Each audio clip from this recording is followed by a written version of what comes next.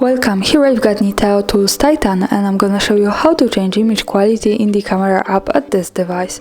So at first we have to tap on the camera button here to open it, and for now we are in the standard photo mode. From here let's go to the left corner at the bottom.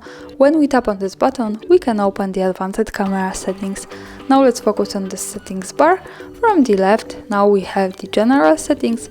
Let's go to the center one, so this is the advanced photo settings, and from here let's slide a little bit down to the picture size. By tapping on this we can manage it, and as you can see we can pick from 1 megapixels to 8 megapixels, and this is how to change this.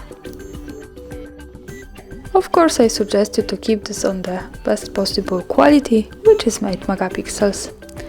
And that's all, thanks for watching, subscribe my channel and leave the thumbs up.